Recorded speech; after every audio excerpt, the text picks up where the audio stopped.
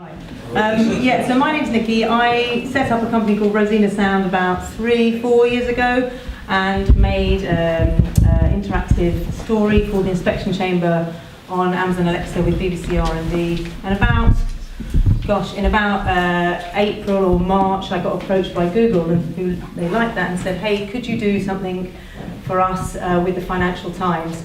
Slight problem is I was just about to join BBC Research and Development, so I said, yeah, but can I get some other people to do it, mostly for me?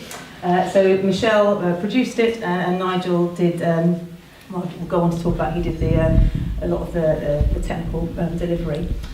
So I'm just going to introduce it and talk a little bit about some of the editorial, and Michelle is going to talk about the UX. Just to give you a kind of insight into what it was. It's, hopefully, there should be some audio. Hidden Cities Berlin from the Financial Times is an interactive audio experience where you get to choose which side of Berlin you want to hear. From the clubs, maybe 2 hours pass, maybe 15 or 20 hours pass, to the lakes. We prefer, most of the Berliners, to swim naked. Explore Hidden Cities Berlin by asking your Google Assistant, okay Google, talk to Hidden Cities. So yeah, what is it? It's a very rich audio experience. It's a 90-minute interactive experience on Google Home. And it is probably unlike lots of things that are out there. It's pretty unique. And we're just going to talk about how we designed it and built it. And yeah, it's a sort of an audio tour around Berlin presented by the FT's Berlin correspondent. And there's also a guide who tells you what frames and how you move around the experience called Caroline. And just to give you a little bit of insights, it has a number of different locations, and we're going to go into a bit of detail about this, that you have to kind of go around, but essentially it's a kind of string of pearls experience, yeah? So you move around, and you use voice commands to go around these locations. And this is what we're just going to talk about. We're going to go through a bit about the editorial, a bit about some of the design constraints, talking about the UX, and go into some of the technical detail around state tracking, error handling, which has been mentioned already, and onboarding, and a little bit Nigel is going to talk about the bespoke CMS that he built. I think that's probably all the things. It's you, Michelle. And I'll just slice script it with you. Is that useful? Yeah. Yes, so as Nikki said, we hadn't seen or listened to an experience like this before, so we were kind of started from scratch. And we all come from sort of interactive sort of design backgrounds, but I had personally never made a voice activated piece before. So the way we started the UX was to sort of do the basic analysis of what we were trying to make. So, why are we interacting? Why aren't we just reading it in the newspaper?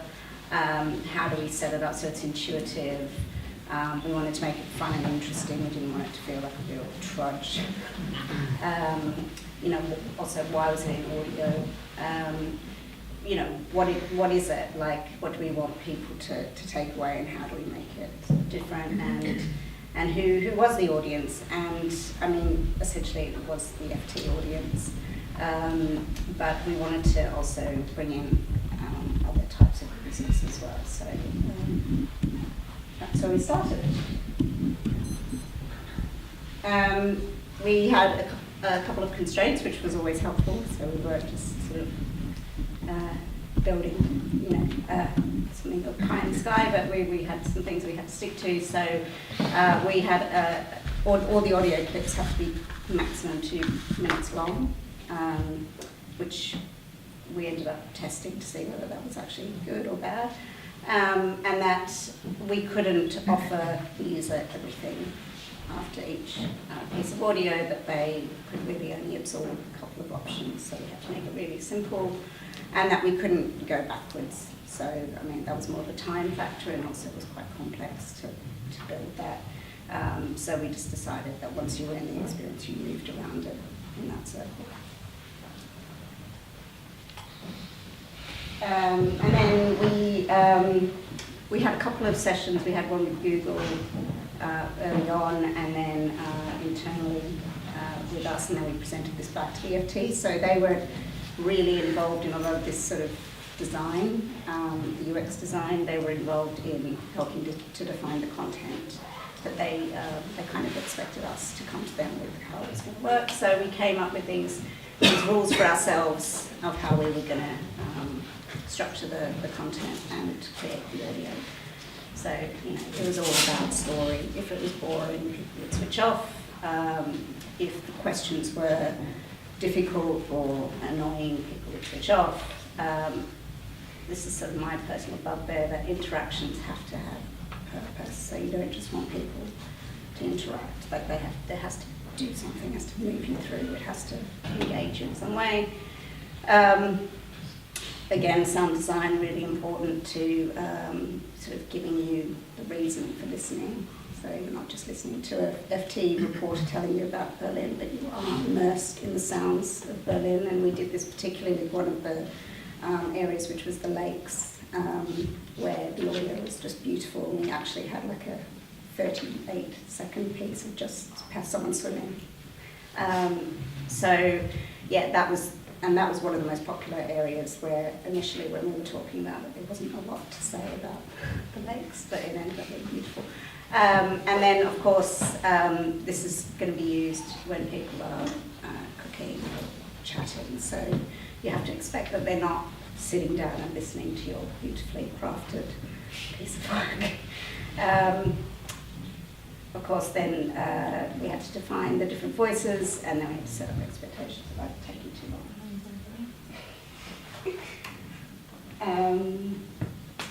So again, the circular flow, that was an incredibly simple bit of UX, which we came up with in our very first meeting. And so you could enter in at any point. It was really important that people could jump in at any location, but once they were in, they would follow this path.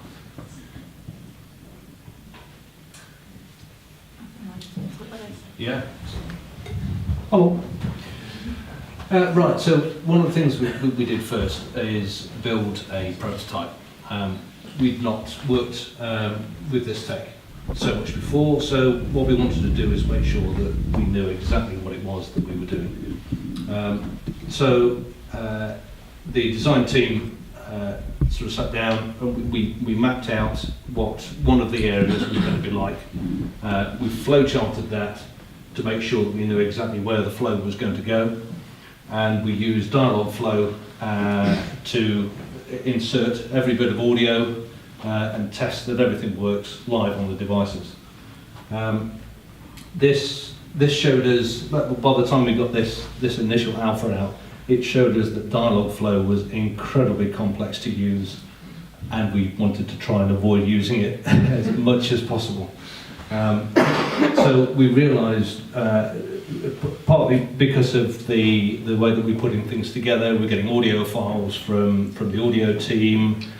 Michelle was managing that, naming them one way, and I was expecting them in a certain format, and this, that, and the other. We realised fairly quickly that if we were going to expand this out to 9 different areas, we needed to find a better way of making all of this production flow together. So that's when we decided, right, we've got to build a CMS for this, which is going to allow us to pull everything in from one focal point.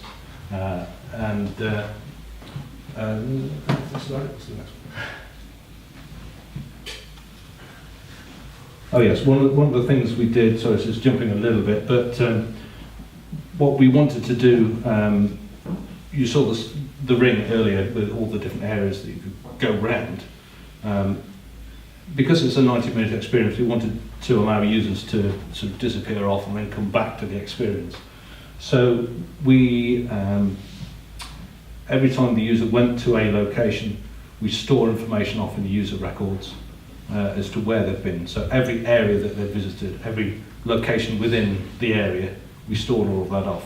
When they came back to the experience, we told them how far through they were. Do they want to return to where they left off, which would take them to the correct area, to the correct location within the area, or did they want to start again? You know.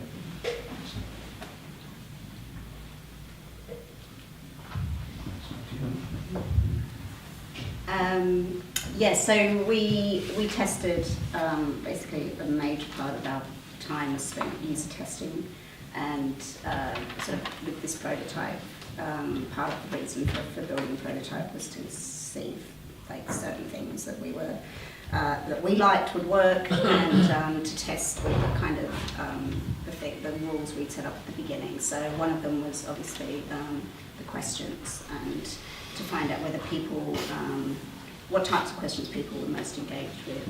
So we had some quite kooky personal questions which didn't test as well, and we took them all out, and then we ended up with just these kind of two types of questions. So one was a binary one, which was quite complex in terms of designing a flow, and then we also had these any response interactions. So that was a way to have a bit of fun with the project. And then also one of the areas, one of the locations was all about tango, and there wasn't really a lot to offer in terms of like different pathways through the tango scene. There was like pretty much a linear flow, so we made that quite fun with just, are you a tango dancer? And then whatever you said, you take it to the next step.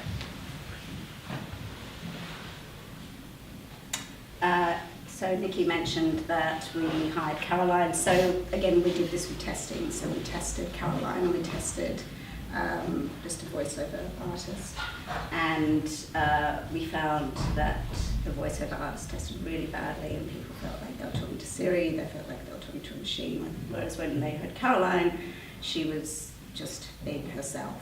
And I've got a clip actually there, I believe. Caroline? Oh no, she's gone. That was a clip. Well, she was talking at the beginning. So everything was scripted. I scripted everything for her, and multiple kind of variations of what she would say. And then there were certain things she had to stick to in the script, instructions. But she was given some freedom to sort of add her own flavour to things, which she occasionally did. Yeah, and she made it sound nice in German, didn't she, basically? Because everything had to be in English. So that's the kind of slightly confusing thing. You have to do a piece about Germany in English.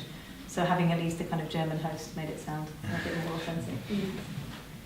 And then, again, I think this was mentioned in one of the talks before, but it's really important to handle what people say in a graceful way. So you're expecting people to say anything, and you just have to try and direct them through the experience.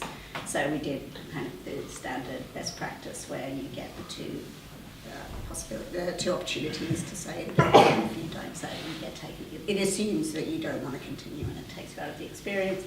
And then we had a help, which was Caroline. Basically, we said, "Help me, Caroline," and she would take you through ways to move through the experience. This was quite good though, because you had a personality. You could make the error handling quite fun. So if you got something wrong, she'd be like, "Oh, come on now," you know. So you could actually kind of play with it a bit, rather than it just being repeat the question again. You know, don't you mean this? You know, like, you know, it was funny. So it actually didn't. When you're listening to it, the errors flowed, as I said, very gracefully, and they were actually kind of entertaining. And it didn't feel. It felt more natural than I've heard a lot of other error handling before.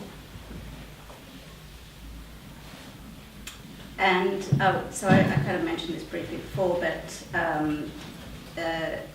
this was actually the way you got into this experience was the FT had a pull-out map, and it was important that you could come into any location on their map, and this was kind of a simple chart that they produced. So you could either get in through just saying Hidden Cities Berlin, or you could go to the very top, which was the club scene. Less complicated part of the experience, and quite controversial starting about for FT readers, but they seem to like it. And then, or you could go in via different locations, and then you'll be taken on that circular flow. And then this, so as we tested more and more, it became clear that people weren't really going to be using a map with this, and also people would get bored easily in one location, and they wouldn't know all of the locations, and we couldn't tell them all of the locations because there was so much information to keep in your head. So as I was testing it with users, I was sort of seeing what they would instinctively say, and a lot of them just said, "Move on, I don't want to be here." So we built that into the system. So if you said "move on" or "next" or whatever, it would take you to the next location. And importantly, that was the next location that you hadn't heard. So if you come in at, you just go back. If you'd already come in at number 6, and then you've gone to 7, then you've exited, then you come back in at 5, it wouldn't take you to 6 or 7 next, it would skip to 8. So it knew where you were, knew what you had done, so it wasn't repeating itself. So once we'd done the prototype, this was the flow for the club experience, the club section. So you start at 1, and those are the different pathways, and then all of the endpoints are either exits or next. So you'd be asked questions like, do you want to go in the guest list, or do you just want to walk in the main door? And if you said guest list, you'd hear interviews with people in the guest list of this club, Tresor. And you could see there's many different ways of experiencing that content. And that's just one section of one, there's one location of 9. Yeah. So once we prototyped that, we sort of came up with a system of what we wanted to do. And the other key part of building the CMS was that it became really clear that I was changing stuff a lot very quickly, and Nigel, it was just too much for Nigel to handle and too much to communicate. It was really hard to explain what had changed, because it was often very small. So the CMS was amazing, and then we just went through this process for the 9 locations. So we worked out with the FT what the stories would be, and then we worked out between us how the UX would flow, what the questions could be, what the stories, possible story angles were. Then we scripted it, so we had to script everything, because when the radio producer or the audio producer went to Berlin, certain sections had to contain information that took you to the next section. So you were very rarely offered a kind of weird angle that you hadn't heard. It was always trying to keep you through the story. So, for example, you'd hear someone say something at the end of their clip, and then you'd be asked if you wanted to hear more about that, if you wanted to move to another place. So it was really important that we scripted it, even though it was documentary, and then things changed. And then we user tested it, and then we changed it again. Let's talk a little bit about this. I'm just going to step in for Reduced Listening, who are 2 guys who are involved in some of the editorial. I'll just talk on their behalf. But I think one of the things that's beautiful about this is the audio. So it's, as Michelle said, very rich.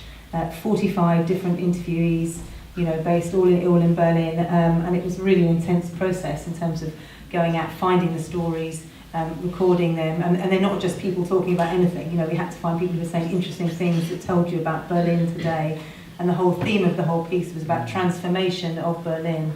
So the locations were things like the refugees was one location, startup scene. Another one was about the Schloss that's being built, the castle that's being built that's very controversial. So they were kind of, every interviewee was saying something that kind of moved the story on. It was a documentary, it is a documentary in that way. And so it really is, an incredible piece of work in that respect. But yeah, the process of finding those interviewees, recording them, but prior to that, as Michelle said, knowing what they were going to say beforehand, because you had to then map this to this path is really an impressive thing. And then obviously getting sign-off from the Financial Times on all the content, fact-checking, and then pushing that into the beta. It was a mammoth project, and I think the last person was talking about kind of 20% extra time. That made me laugh a little bit, because this was delivered the day before it was released. That's how tight it was. And then Google were brilliant in terms of reviewing it and getting it out, but it was a very, very kind of a tight project and well managed. But right, so yeah, big up to you guys and also the editorial team for getting that right. I think you're just going to talk a little bit about how it was made at this point. Yeah. So as Nick has just mentioned, it was right up to the wire as far as production time and release goes. And one of the things that we identified from the alpha version was that the manual process of putting stuff together with Dialogflow just wasn't going to cut it with all the amount of stuff that we need to do. So it was quite obvious to us that we needed to provide one single portal for putting all of this together, which I've already mentioned. We didn't want to touch Dialogflow's UI at all. So one of the first things, how many people have used Dialogflow? How many people have screamed at the computer? Yeah, there we go, thank you. Yes. I see some Guardian sympathies there. One of the first things we experimented with after doing the alpha was how can we automate all of this process? And you can upload a zip file with all of the Dialogflow intents into Dialogflow. So if you can create stuff offline and upload it into Dialogflow, you don't need to touch Dialogflow at all. So that was the approach that we took. Get all the information together in the CMS, build it, so we used the cloud function to build it, and then automatically put it up to Dialogflow. Within a few seconds, it was available to test directly.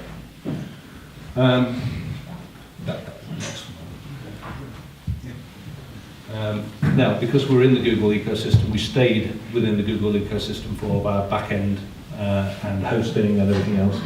So we used Firebase services. The hosting for the single app web page, the cloud functions for all of our back-end stuff, cloud storage for the audio files, and we also used image files as well. Real-time database for all of the setup from the CMS, and then authentication for which users could access it. We wrote everything in JavaScript, more specifically for the cloud functions.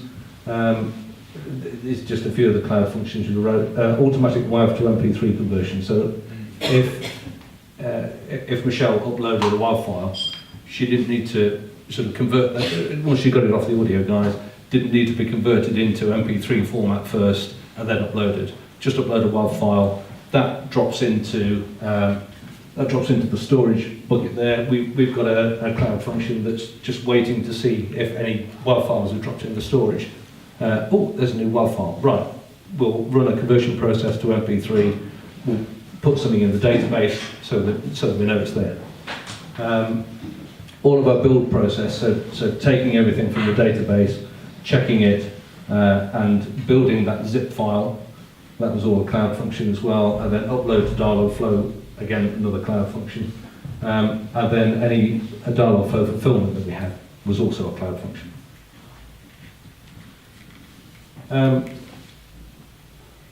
I would have loved to have given you a demo of it, but here's a few bits of the CMS.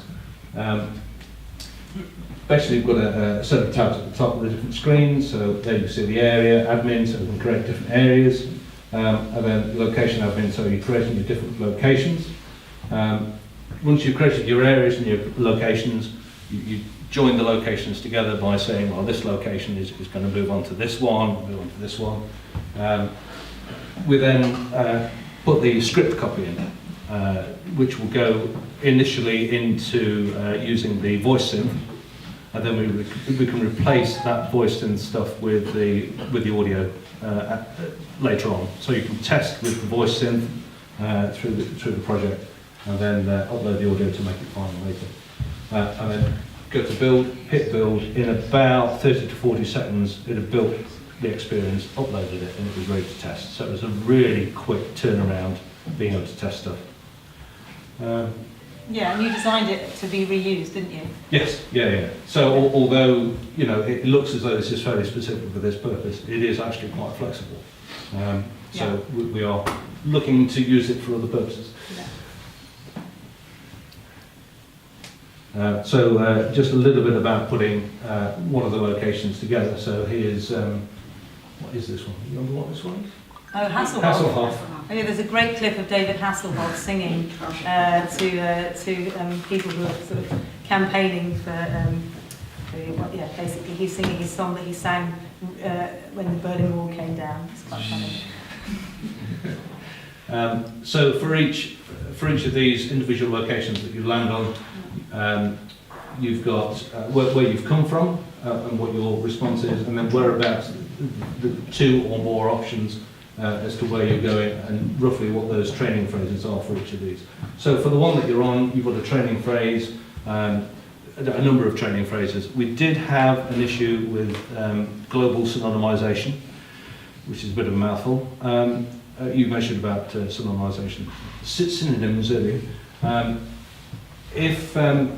Just as an example, it was for one of the locations we had inputs as no and move on. And Dialogflow then went, oh, hang on, no and move on are both synonymized together. So we had a bug where if at some point you said no to an answer, it actually triggered the move on because it globally synonymized. So that's something that we fed back to Google and said, we didn't do that, and we had a little bit more control. So for each clip, we split the main speech that you get when you get there into 2 parts. We've got the documentary speech, and then you've got Caroline's question.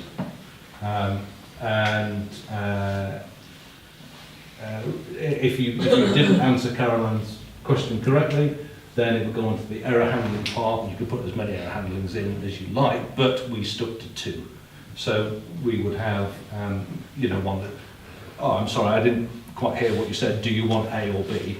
And then you said it again, it was probably another similar phrase, but probably a little more jokey, saying, well, really? Well, okay, do you want A or B? And then if you didn't handle it after then, if you didn't recognise it after then, it would go, well, I'm sorry, but we're going to exit now. You can come back at any time and go back to where you were. Destination locations I've mentioned. Card slots. Do you want to mention about this one? Yeah, so they asked us, they said about a month before we finished, oh, can you add some visuals? I'm like, yeah, because they just launched the Home Hub. I think they were just launching it. I think probably about a few weeks after we launched, also before. So we got a great photographer to head to Berlin, take some pictures, and managed to kind of drop that into the CMS as well. So it was another great kind of turnaround, really. Yeah, I think that's right. Just to say that in 5 minutes we're going to get fined by Tech Hub. Okay, we'll wrap up. This is it, it's the last slide. This is it, Okay. Try and wind it up. Okay, we're lucky we hit the last slide. Sorry we've been going on so long. Okay, so just to give you an insight into what it all composed of, this was the whole project visually with all the different locations so there's 125 different locations, 331 individual audio clips, 650 individual uploads. So you can see why things like a detailed CMS would be useful. File naming, very useful in this instance. Yeah, it was a beefy project, and perhaps, I'd love to give you all the kind of stats in terms of the analysis of how it was used, but it was and whether it was the right project, TBC. But it was more, this is the project that we were asked to do, and it's a very beautiful one. So I would say to you all, do have a listen to it. Just ask Google to take me to hidden cities, and just in terms of oops, hold on, I think I might even do it now. Oh, anyway, that was a bit of audio. Who was trying Okay, we are leaving Hidden Cities Berlin now. Tschüss. And if you want to ask us any questions or you want to get a copy of that presentation, these are our details.